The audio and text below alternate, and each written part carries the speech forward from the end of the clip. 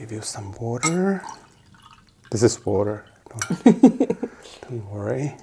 I'm not getting you drunk. Thank you. So, cheers. Welcome. Thank you so much. Hey.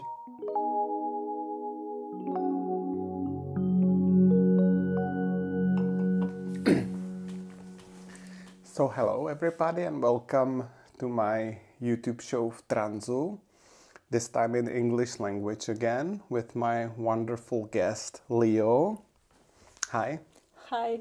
Hi, Lenka. Leo is a trans activist from Moldova, so we'll be speaking probably about how things are for trans people in your country. And but before we go to that, I always ask people what they do in life. So you are a trans activist, but you told me that at the same time you are a filmmaker.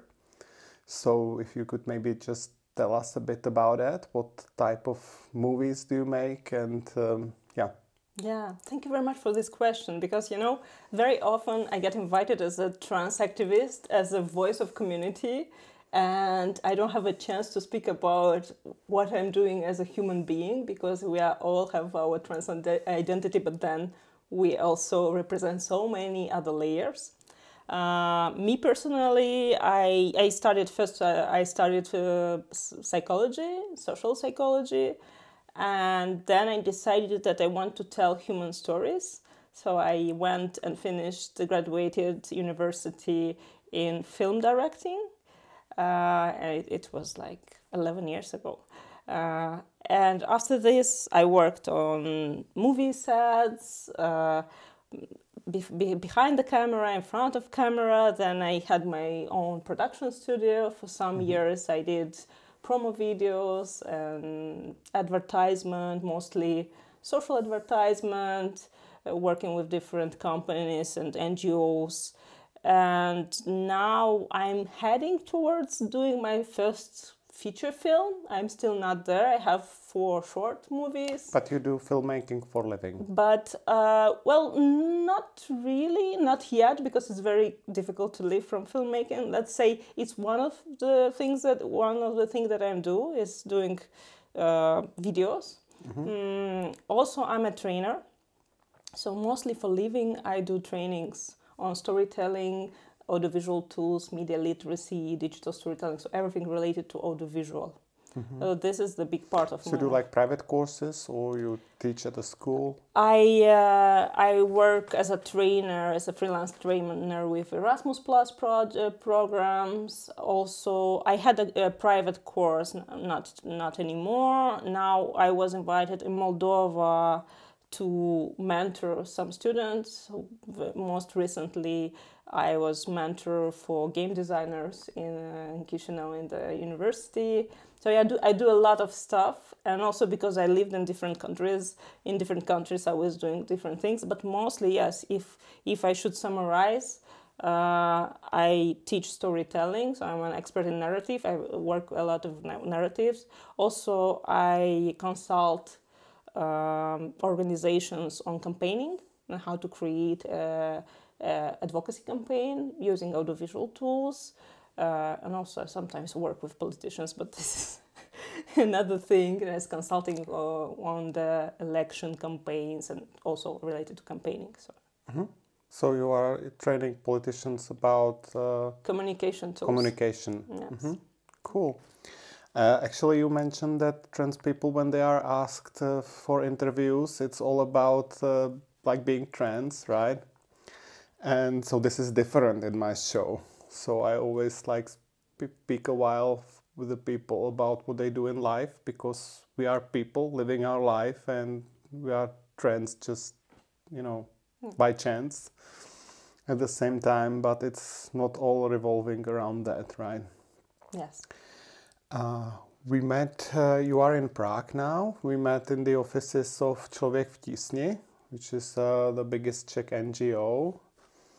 And what is the purpose of your visit?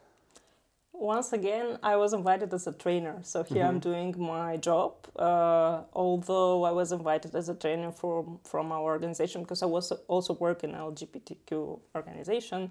But I was invited as a trainer for this visit particularly to train some other NGOs in campaigning advocacy. And you are a trans activist in your country. What is the state of trans rights in Moldova? Let's say that for many years we were not speaking about trans rights in Moldova at all, and we didn't have any visible trans activists. We have only one organization, LGBTQ rights organization in Moldova. It's the only one and the oldest one. This year it turned 25 years since it was established, and in our organization, which is called GENDERDOC-M, we work with LGBTQ plus rights. And the transgender community for many years was only thing that we were providing is a support group so the trans people can meet. And right now I am the coordinator of a support group for transgender community. So once a month we're meeting all together, talking, discussing our issues. And also GenderDoc provides help, psychological and legislational help. The situation in Moldova is that we have some problems with legal gender recognition because we don't have a legal frame for it. So that's like in Slovakia, basically. Yeah, there is no law that will explain how to change the document. So what people do is they should go and sue the state in order to change the documents. And these trials are successful? For now, we know from all the time that we are monitoring. I think for the last 12 years, we had 10 or 12, I'm not sure, around this number of cases of successful changing the documents. But what is the procedure today in Moldova is that you should go to psychiatrist and spend 2 years with psychiatrists, just coming once a month, once in 2 months, and talking with to have like a proof. And then to have a commission of specialists who would write you the diagnosis, which was in the previous DSM, it was F64 diagnosis, yes. And then with this document, you go to change with this diagnosis, you go to change your documents. But because there is no legal frame, you have to sue the state. The state just refuses, yeah. And they say, we don't know how to do this. So you have to sue the state, and it's another 2 to 3 years of suing. So in total, 5 years of life to change these documents. Now, in 2023, we are in the situation that we no longer have the psychiatrist commission, but we don't have any other replacement procedure. So what is work that we are doing, like especially I am doing with a few more people that we organize a small initiative group, is to as soon as possible create a new procedure. And we want this procedure to be very simple and very important to be without any medical specialist involved. You said that your country now has a pro-European government, yes. So there are chances that this can go through. What about the medical treatment? How difficult it is for trans people to get medical treatment, hormones and surgeries, things like that?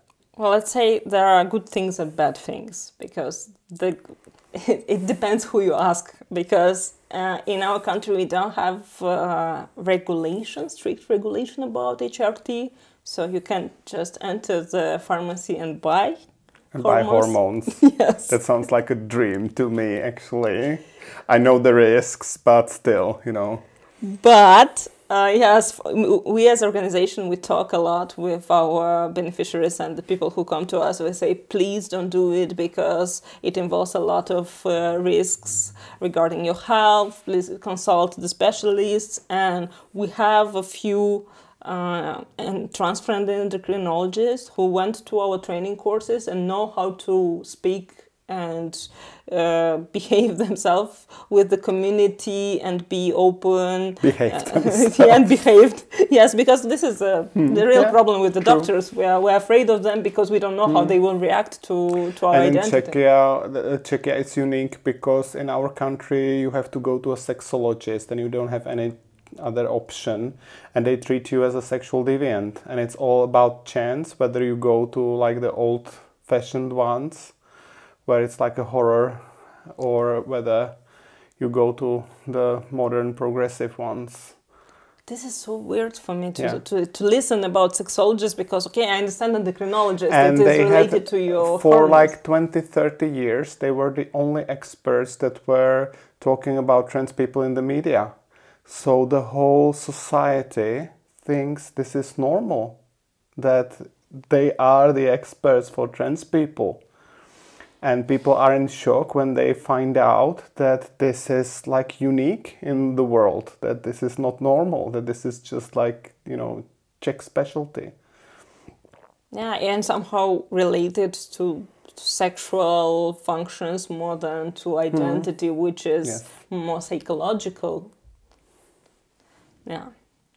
Yes, very interesting. No, we don't have, we still... So the hormones, theoretically, if you decide, you just go to pharmacy and buy it, but that's of course risky. Yes. So you recommend your customers to go to an endocrinologist to make the test and then to get a receipt. So this is also a good thing because still with the receipt is easier. You have more options because some pharmacies might be skeptical, so it depends on the places.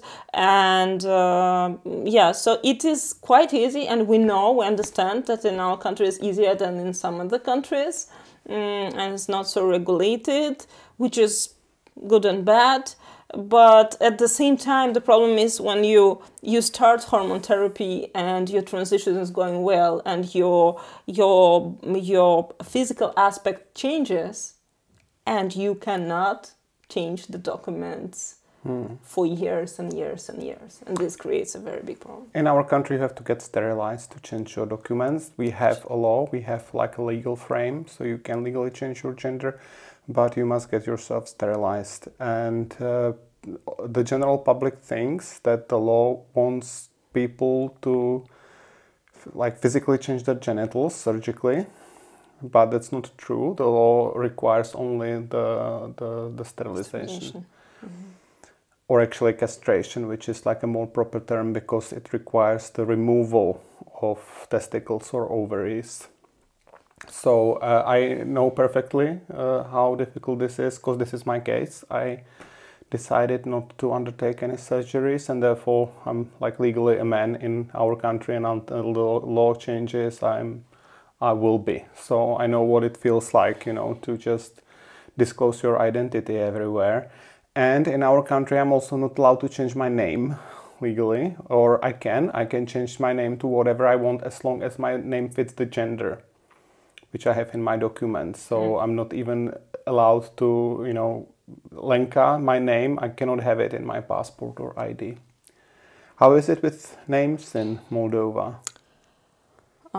Well, in Moldova still we have also problems with names, because our legislation says that you can change your name only once in a life, which is a completely crazy. I don't understand how it works. Why if someone gets married, they can change their last name all the time, that they just divorce and get married, and the last name is okay, but the name... it's a record in a database. It's like changing your name on Instagram. Yeah, but the first name is just only once. And also you should prove to the state that this name exists, that it's somehow related to your ethnicity or religion beliefs, or so you cannot choose whatever name you want. You should prove that this somehow is related, or so it should be or ethnicity, So, for example, I don't know, I'm Jewish and I want to change my name to a Jewish name. I can do this. So I can prove that I'm Jewish and I want to change. So it can be... How do you prove you're being Jewish? So for some, just going to archives and searching for your relatives and showing... So you have to really prove it. Yeah, because in Moldova we have some regions that were historically Jewish, for example. So you cannot just identify as being Jewish. No, you still need to prove it. Then you can change your name if your name sounds bad. And also this is the government who will decide if your name is unpleasantly sounding, and you can prove that it's unpleasantly sounding and then you can change it, or if it is somehow related to the religion. Why can't you just like change your fucking name? Yeah, and exactly, and you pay the taxes. Like, I mean, in my opinion, if I pay for it, I should be able to change it every day. It's not their business. It's your name. You will be using it, and it's not their business. Yes, so and I'm also working on a campaign to work with that, especially because it's not about trans community, it is about... It's authoritarian. It's just about the state needs to have authority and control over people. There is like no other like logical reason. But you know, I think they don't do it on purpose. I think this law just remained from some communist Soviet era, and nobody ever thought to revisit this law and rewrite it. So they just went with the flow. But it's not okay, and especially because it's not even about trans communities, about every single citizen of the country. If someone wants to change their name, they should prove to the state, and the state should give you yes or no, and they can refuse you to change the name. And especially, okay, if you go to the court as a trans person and you win the case, you can change your gender marker and your name. But for example, we have non-binary people who don't want to change their marker, they just want to change their name and they will already be happy. And still they face this issue. We had now a case, one successful case, one non-binary person changed their name, but only after proving, so getting the specific document from the psychologist and psychiatrist, I think, that the name that they have in their passport is related to a very serious childhood trauma. So then after bringing this document that I have a trauma with my name that is in passport, you can change your name. This is crazy. What about life in general in your country for trans people? Like, is it difficult to exist? Yes. Get a job? Yes, unfortunately, first of all, Moldova is, let's say, economically very vulnerable country. We are figuring in all rankings as the poorest country in Europe. We have a lot of people who go abroad to work because they don't find enough job opportunity inside of the country, and all this creates a situation where to be trans is very difficult.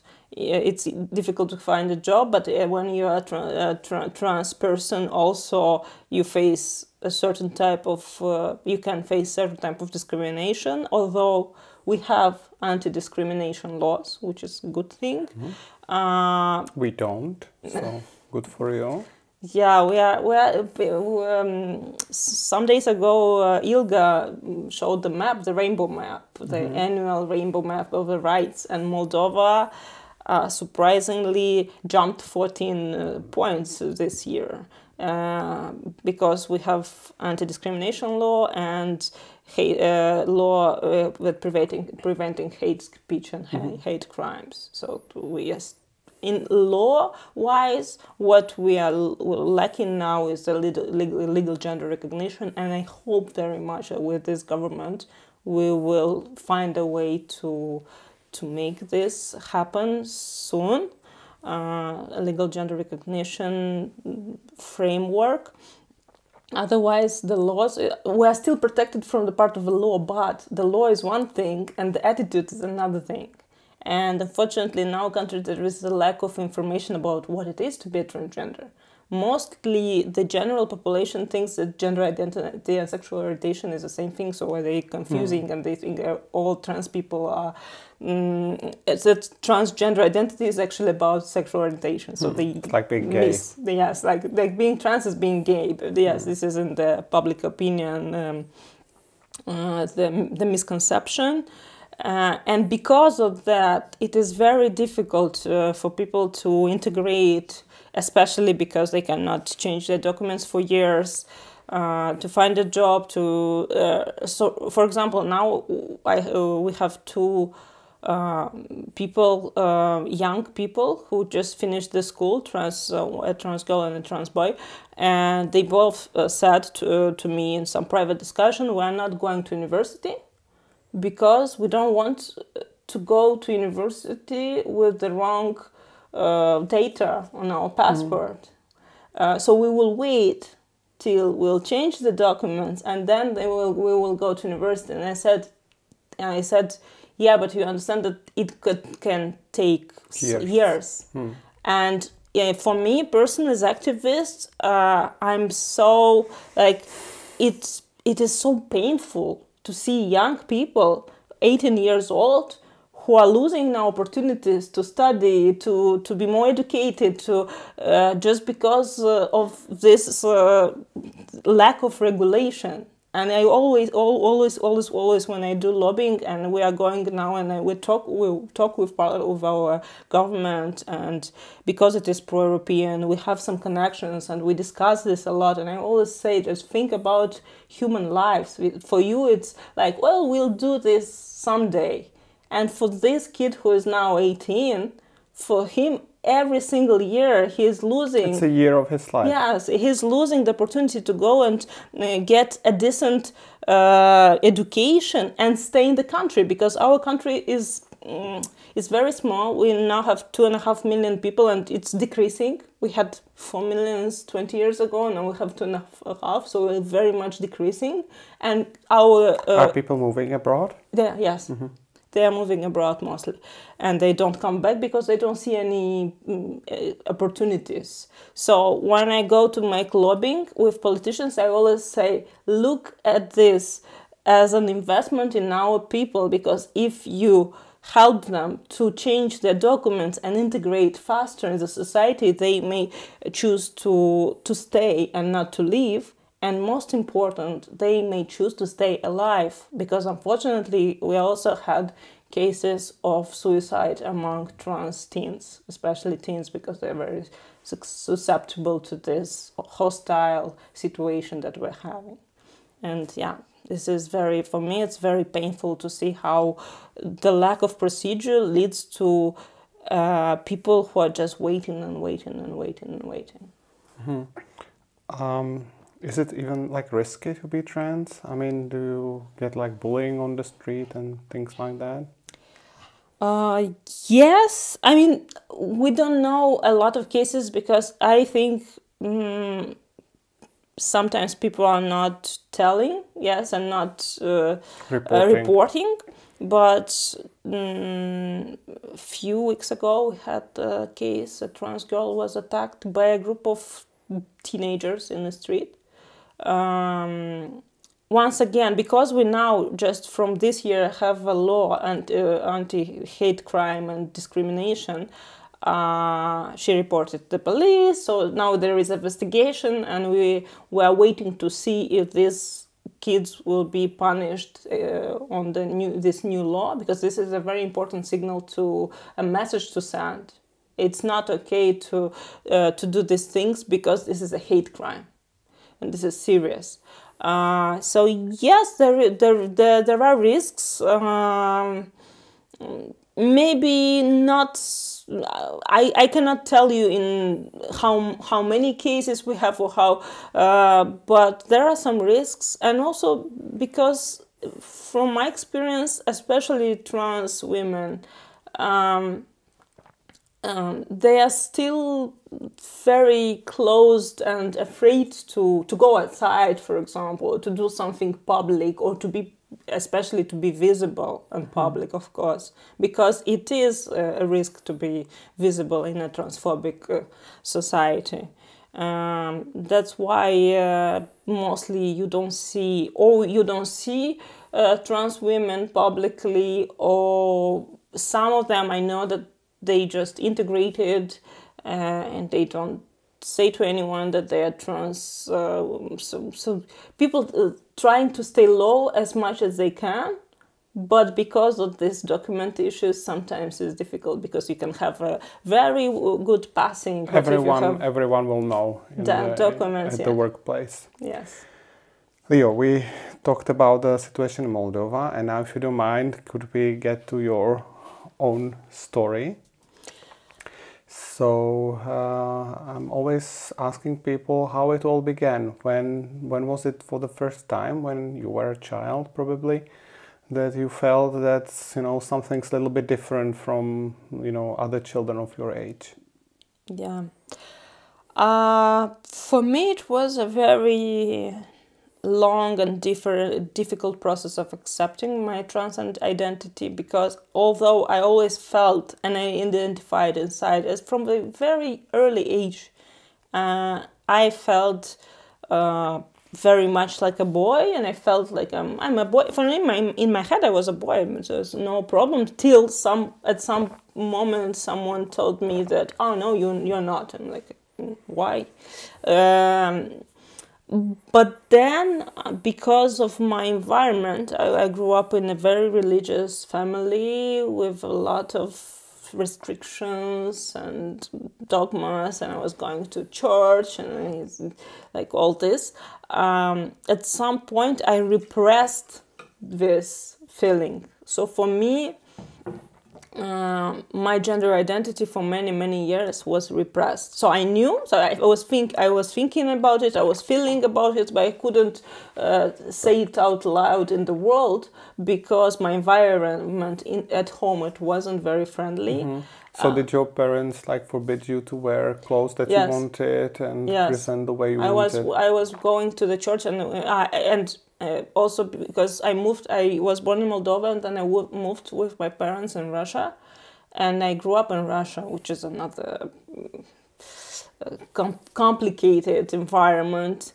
And my parents were Christian Orthodox, which is very traditional. So this means that for women, you should have long hair, and you should wear long skirts, and you should, and you follow these rules. And you should you should put something on your head because to cover your head. Yeah, so I followed these rules for many years, till 16, 17, when I finished school, and I started to revolt and to have conflict with my parents, but I was very dependent on them financially because I was studying back then. Yeah, so I was studying I started to study university, and they of course supported me.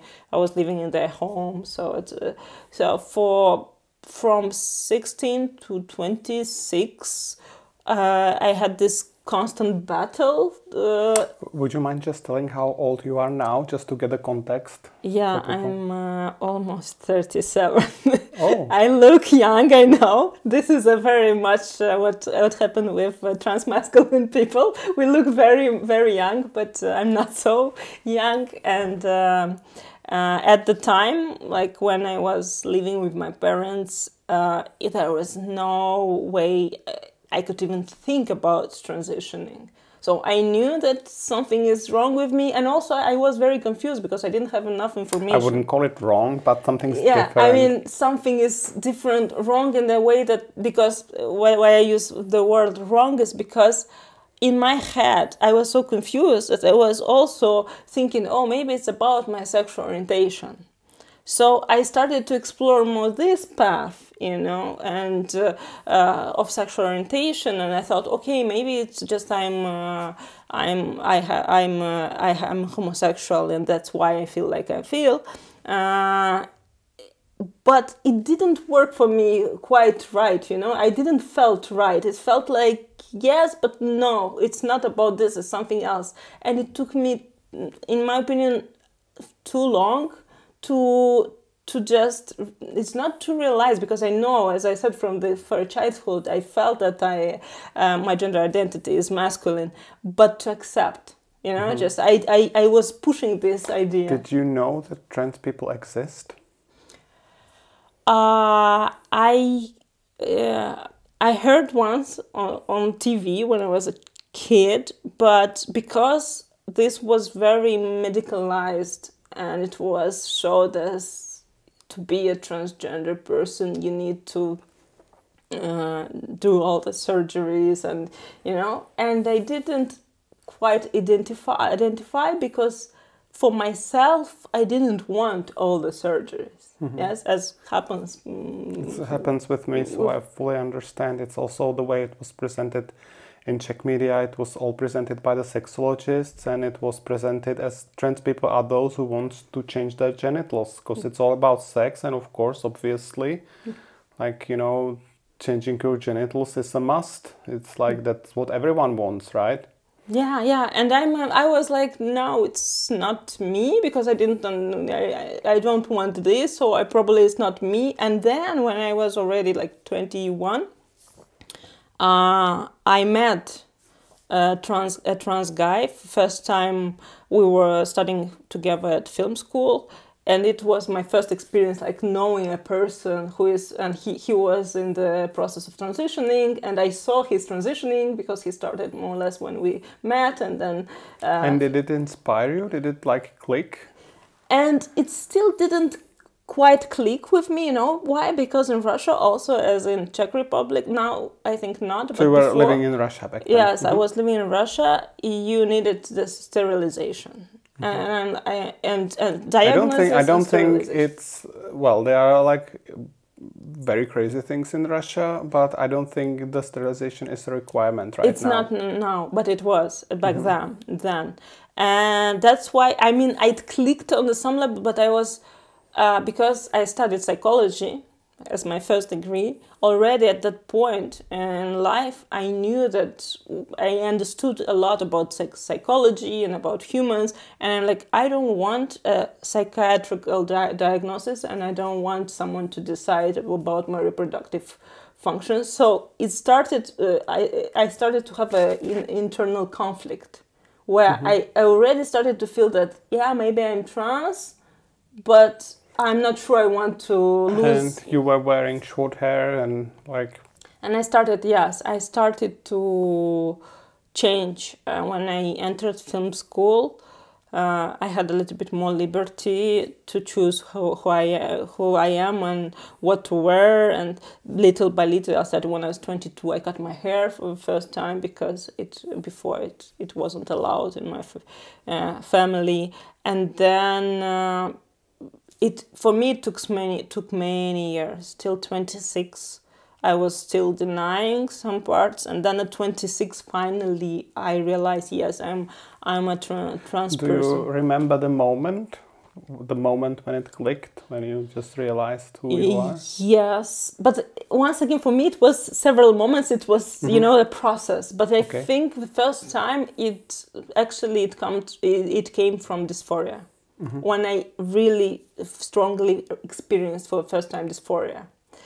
Because before 26 years old, I was very kind of tomboyish, I was very skinny, and somehow I didn't associate myself with something feminine, because my body wasn't so feminine, and then I think what happened is some change in hormones. Like what happened, sometimes your hormones change in you. And I started to gain some, let's say, feminine forms. And this was the moment when I realized the dysphoria entered, and very, very strongly. And I started to feel bad. And this was the moment where it finally, definitely clicked for me that I feel bad in my own body, because my perception changed, and this is not me. Did you have friends that you could discuss this with? Not really, but I started to search in the internet, and it was maybe 14, 15, 16. So already there was some information about transition, so I started to search, and very quickly I realized, oh, this is actually what is happening with me. And what should I do with this realization? This is another question, because when you realize your gender identity. And as I said, before this, I was kind of, I identify myself as just a homosexual individual, person. And suddenly I realized, no, it's not this, but actually this, which is more important for me.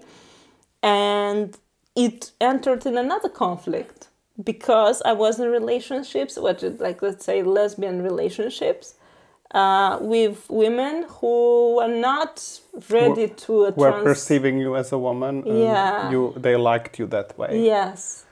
That's difficult. This created a situation when it took me another 4 years, for 26 to 30, to finally take all the process and make the social transition and say, okay, my name is Leo, please refer to me as he, and I'm a trans person. And at 30, I realized that I'm alone, because all my relationship broke, because I was in a relationship that broke because of my trans identity and my social transition. And this created this situation where I was once again thinking, what did I do wrong? Why this is happening to me? Why people cannot accept me for me? And where should I find the partner now? This aspect of loneliness is very often present in people telling their stories. Yeah, because you are suddenly out of some box that you were assigned to earlier. And in this box, everyone was supporting to you. You had a group of friends, relatives, people who can understand you, and suddenly you're just outside of this box and you feel in this vacuum. And this was a very difficult first few years of my life, when I completely came into terms of my gender identity. It was scary, it was lonely. And did you also lose friends, or just the partners? Also some friends, yes, who said, we will not talk about you in masculine because we don't see you like this, or something like this. So you just told them to fuck off. Yes. Yeah. What about the family? How did they take it? Yeah, unfortunately, as I said, I grew up in a very religious family. So first, my coming out as a homosexual that I did when I was 16, when I thought it is what I should do to live my life happily, they didn't accept. And then the second coming out as a transgender person, it was even, I would not say it's worse, it's just, I'm talking mostly about my mom, because I was raised by my mom, and she's a believer, this church-going believer, and she cannot, for her, it's not possible that you want to change something that the God created this way, and He created you this way. Yeah, it's right? It's so strange. So this is the way He wanted it. This is, He did it. So it's actually speaking against the God. Yeah, in her opinion, it's not like this. And because I'm a grown-up person and I'm 36, almost 37 now, of course she cannot influence me anymore.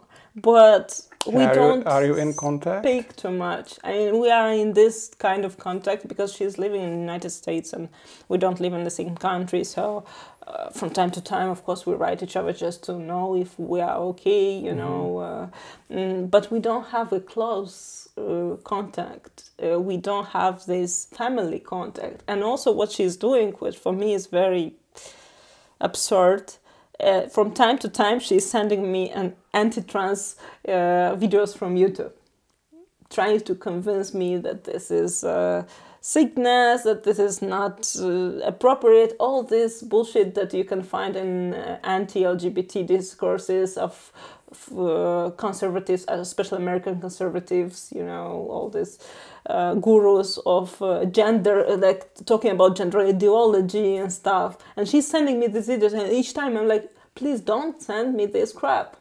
Just stop. Okay, you don't accept me? It's fine. I will live with this. I'm a grown-up. So you can send her this video.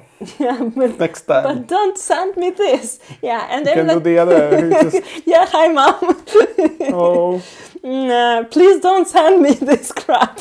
And please accept that God wanted it this way. This is like how He made you, right? Yeah, but I'm okay. I understand, but some people will never change, and I understand that we cannot always influence our parents, unfortunately. But I think personally that you should. But respect. still, that these opinions are stronger for her than her love for her child. This is what I don't get, and this is what I don't understand. How this bullshit is stronger than the... Unfortunately. And I can see it, I don't know how it is in here, because I know in Czech Republic people are less religious, but in Moldova I can see it all the time, that parents put their values, or so-called values, especially religious values, higher than their kid. Most people, of course, there are cases when the parents will not take it, but with most people I talk with, it usually takes them some time. But we are really we are not a religious country. We are actually the most atheist country in the world. I'm not quite sure how that happened. And for instance, the Catholic Church has 11% of people, so it's like a total minority. It's and they are trying to speak to how people should be living. You know, this tiny little minority of people should be telling the rest, the 90% of the others how they should be living. That's totally weird. And not all Catholics are like that, of course. Yeah, unfortunately in our country it's still around 80% of people who identify themselves as believers, although if you go and look how many of them go to church and practice the religion, it will be around 15%. But 80+% will say, yeah, we're religious, you know, so they're just keeping to traditions and religion. What about some medical treatment? Did you choose to get hormones? For me, for now, not so much, but this is just because some also how I perceive myself, how I see myself and my activism, and also because at some point I realized, because I was identifying myself as a trans man for some years, and then slowly I realized that I'm not so much in the binary spectrum, so I'm trans masculine, but I'm not strictly binary. So right now I decided not to go to this road of therapy. Maybe one day, I don't know, we'll see. I will definitely do some changes on my body that I think I need for my dysphoria, but I think that every person should, and I always say that every person should decide for themselves, and for some people social transition is already enough, and this is what we're trying to say to everyone, is exactly, and this is what it's about, because I don't know how in your country, but in our country the media were presenting the medical transition as the transition. Only transition, yeah. And I'm saying that if you say transition with no adjective, it should be the social transition, because this is all about, and it's not the sexologist should be talking about it, it's maybe psychologist or sociologist should be talking about trans people, because it's a social issue. And the medical transition is basically a cosmetic thing. It's just changing your body. You can choose not to do it. And some journalists told me, but we have to ask the sexologists, they are experts on trans people. And I told them, you know what? When you write an article about women's rights, why don't you ask a gynecologist? gynecologists, they are experts on women. That's all they do, like every day. Should we give vote for women? Ask the gynecologist. Because they are experts on women. It's, you know, this is the level of absurdity. So you know, I think people just don't listen to this gender identity. And if you think about identity and what it is, identity is a psychological term. It's not medical term. Identity doesn't relate to your body at all. It's something that you feel inside. And that's why I think personally that it should be self-identification.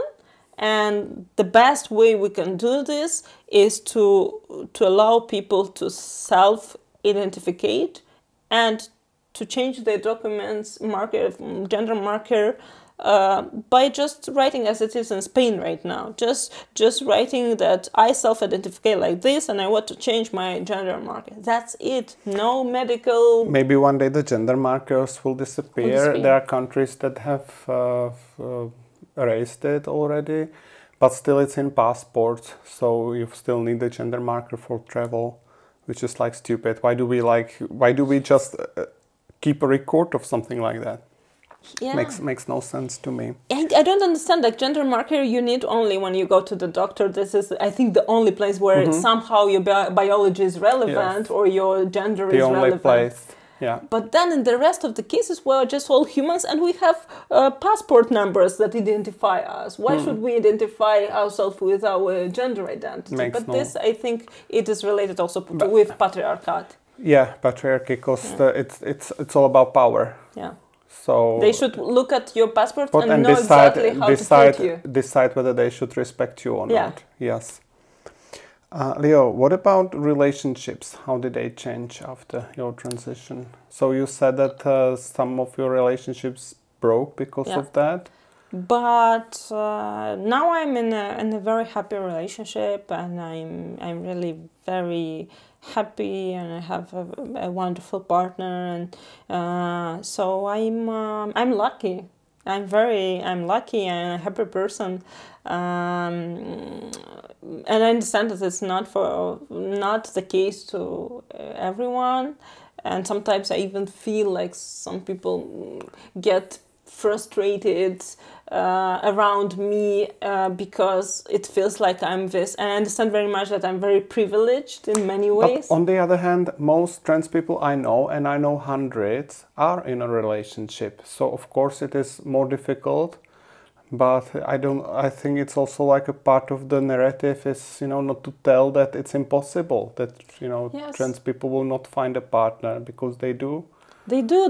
Indeed, you deserve happiness, and you can be happy, and there is nothing, it's just to find your person. But unfortunately, what I see in Moldova, in our community, there is a lot of frustration around relationships. Well, I hope that, and I would encourage our community always to believe that love is possible. You shouldn't live because this is some kind of narrative that you will live a miserable, lonely life, you know. And some people are catching this narrative and living in this kind of self-victimization where they're so close that sometimes they don't see the opportunities to go and meet someone and fall in love, you know, because they're like, no, I'm trans, nobody will love me. And this is a very, very dangerous narrative, because no, you are not, you are so many other things. And people mostly fall in love in who you are as a person, and not based on your gender identity. Leo, thank you very much. I would like leave this with this positive vibe to end our interview on this positive vibe. I thank all my viewers that they were watching for so long again. Please subscribe, and if you look in the description of the video, I have a PayPal account there if you want to support me. And thanks to Leo. Have a nice journey back to your home country. Keep doing the great work. And bye. I should say bye to them. Yes. Thank you. Bye. That's it. And now we are done. Thank you so much for inviting me, and also I didn't have time to say, but I also wish you good luck. Thank you. And it's obvious that you know how to talk about these issues. That it's not for the first time you're doing that, because. I could talk with hours. Yeah, you know, I still felt that there's so many things to say. But thank you so much. I think we covered the most important stuff. Yes. Okay, cool. I'm switching it off.